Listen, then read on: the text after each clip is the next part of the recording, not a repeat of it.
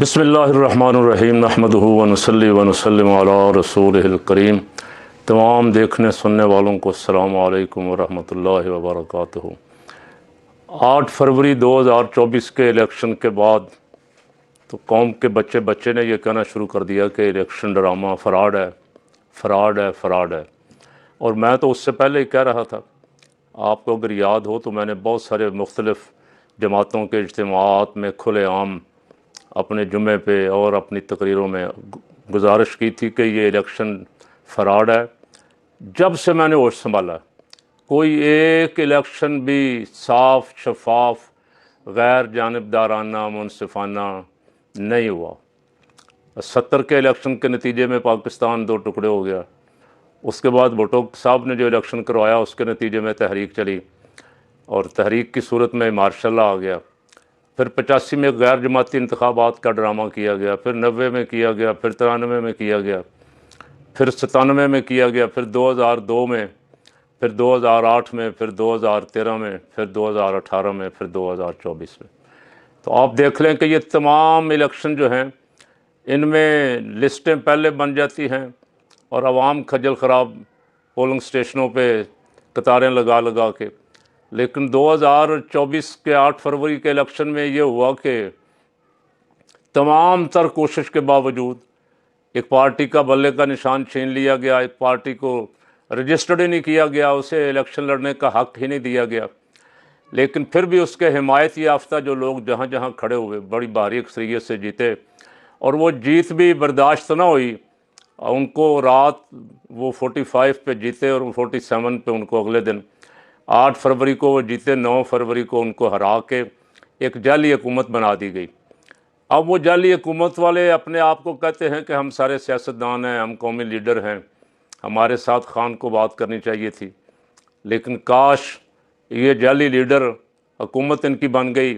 1.25 سال ہو گیا ہے یہ عیاشی کر رہے ہیں، سیر سپاٹے کر رہے ہیں، جہاں 4 آدمیوں نے جانا ہوتا ہے وہاں 40 بندوں کو لے کے جاتے ہیں جہاز بھر بھر کے۔ خصوصی طیاروں پہ اب یہ سفر کرتے، اور میاں نواز شریف صاحب بھی کل خصوصی طیارے پہ لندن تشریف لے گئے۔ قوم کا پیسہ برباد کر رہے ہیں۔ ججوں کی تنخواہیں، منسٹروں کی تنخواہیں، M N A M P A کی تنخواہیں، جہاں جہاں مفادات ہیں وہاں تنخواہیں بڑھا رہے ہیں، عوام پہ ٹیکس لگا رہے ہیں، بلوں پہ ٹیکس، پتہ نہیں کوئی 13-14 ٹیکس ہیں۔ 2000 اگر کسی کا بل آتا ہے تو 10,000 کے ٹیکس ہیں۔ گیس اور بجلی کی قیمتیں عوام کی پہنچ سے بہت دور ہو گئیں۔ اب اگر ایک الیکشن فیئر ہو لینے دیتے، ایک الیکشن صاف اور شفاف ہو لینے دیتے، ایک الیکشن میں لوگوں کو دکھاتے کہ دیکھو بھائی اگر ہمیں اتنے ووٹ ملے ہیں تو ہم اتنے ہی ظاہر کر رہے ہیں، وہاں پولنگ سٹیشنوں پہ قبضے، پولیس کے ذریعے ڈبے غائب، وہ بیلٹ پیپر غائب، اور جہاں کوئی ایک بندہ بھی نون کا ووٹ ڈالنے والا نہیں تھا وہاں بھی 2 صفروں کے آگے 1 لگا کے، 2 لگا کے، کسی کو 200 کر دیا، کسی کو 100 کر دیا، کسی کو 1 صفر اور لگا کے 1000 کر دیا، جو 970 تھے ان کو 1970 کر دیا۔ تو ایسی شاندار، ایسی جاندار دھاندلی فرمائی گئی کہ لوگ ابھی تک حیران پریشان ہیں کہ یا اللہ اس ملک کا کیا بنے گا۔ ابھی 4 دن پہلے تو ہم ایک جنگ میں تھے، دعائیں کر رہے تھے اور اعلان کر رہے تھے ہم زندہ قوم ہیں، ہم ایک قوم ہیں، ہم مستحکم ہو گئے ہیں، ہم سیسا پلائی ہوئی دیوار بنیان مرصوص ہو گئے۔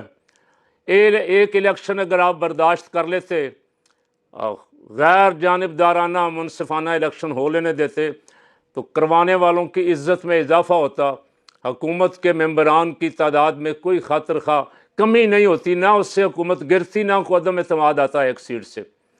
لیکن بہت کم ظرف، بہت چھوٹے لوگ، وہ لوگ آ کے بیٹھ گئے ہیں کرسیوں پہ۔ اب ہمیں ان کو بھی کہنا پڑ گیا عزت مآب، جن پہ یارانے سرے پل شاعری کرتے رہے۔ اور میرے وطن کی سیاست کا حال مت پوچھو، گھری ہوئی ہے طوائف تماش بینوں میں۔ سیاست کا بیڑا غرق کر دیا، سیاست کو بدنام کر دیا۔ سیاست جو ہمارے بزرگ عبادت سمجھ کے کرتے تھے، اس سیاست میں ڈاکو، چور، لٹیرے گھس آئے۔ اب چاہیے تو یہ تھا کہ اگر پولیس کو کوئی آرڈر دیتا ہے کہ بھئی یہاں اس کو جتوانا ہے، اس کو روانا، تو وہ کہتے بھئی ہمارا یہ کام، ہماری یہ ڈیوٹی نہیں ہے، قانونی طور پہ ہم اس کے پابند نہیں ہیں، الیکشن کمیشن کا کام ہے، وہ کروائے، وہ جانے، اس کا کام جانے، ہم دخل نہیں دیں گے۔ لیکن بدقسمتی یہ ہوئی 3 کے 4 چیف جسٹس آف پاکستان بدل چکے، عمر عطا بندیال، اس کے بعد قاضی فائز، جس کا ذکر بڑے احسن انداز سے لوگ کرتے ہیں، بڑا داد ملتی ہے اس کو، آج بھی وہ منہ چھپاتا پھرتا ہے، اور اس کے بعد یحییٰ فریدی، امین الدین، کسی نے پھٹے منہ بھی نہیں کہا الیکشن کمیشن کو۔ سب سے بڑا قصوروار ذمہ دار الیکشن کمیشن تھا الیکشن کروانے کا۔ 2008 والے الیکشن کے بعد اس کے خلاف دفعہ 6 کے تحت غداری کا مقدمہ، آئین توڑنے کا مقدمہ ہونا چاہیے تھا۔ 90 دن میں الیکشن اس نے نہیں کروائے، اور جو الیکشن کروائے فراڈ کروائے، جو الیکشن کروائے آج تک ان کے فارم 40 دبا کے بیٹھا ہوا ہے۔ کاش کوئی سپریم کورٹ اس کو پوچھتی، کوئی حکومت نے دم خم ہوتا، حکمران پوچھتے ہاں بھئی تم کون ہوتے ہو ہمارا الیکشن خراب کرنے والے۔ لیکن افسوس، یہ تماشا ابھی تک پتہ نہیں کہاں تک جائے گا، ابھی یہ کیا کیا رنگ دکھائے گا۔ پی ٹی آئی خان کی رہائی کی تحریک چلانے کے لیے پر توڑ رہی ہے، اور پی ٹی آئی کو بہت شاندار جواز آپ نے فراہم کر دیا اس سنبڑیال کے الیکشن کے ذریعے۔ اگر آپ یہ الیکشن فیئر کروا دیتے تو شاید ان میں اتنا اشتعال لوگوں میں غصہ پیدا نہ ہوتا، لیکن آپ نے اس الیکشن میں ہیرا پھیری کر کے واضح دھاندلی، کھلم کھلا دھاندلی، سارا سوشل میڈیا ویڈیو بھری ہوئی ہے، کس طرح ڈبے چھینے جا رہے ہیں، کس طرح پیسے دیے جا رہے ہیں، کس طرح پکڑ دھکڑ ہو رہی ہے، کس طرح مار کٹائی ہو رہی ہے، سارا میڈیا بھرا ہوا۔ لیکن کوئی کسی کو دیکھ کے شرم آئے گی؟ وہ جو باپ بیٹی کو مبارکباد دے رہا ہے، خود لندن روانہ ہو گیا، اسے یہ ووٹ کو عزت دو کے نعرے لگانے والے کو یہ دیکھ کے شرم آئے گی کہ ہم نے ووٹ کے ساتھ کیا کیا ہے؟ کیا وزیر اعظم پاکستان کو خیال آئے گا؟ پنجاب کی چیف منسٹر صاحبہ تو مبارکبادیں سمیٹ رہی ہیں، وہ کہہ رہی ہیں کہ ہماری کارکردگی ایسی اچھی۔ کارکردگی آپ کی یہ ہے کہ ڈاکٹروں نے کئی روز سے ہڑتال کی ہوئی ہے، بہت سارے ملازم آپ نے بجائے اس کے ان کے مطالبات پورے کرنے کے نکال دیے، ظلم کیا۔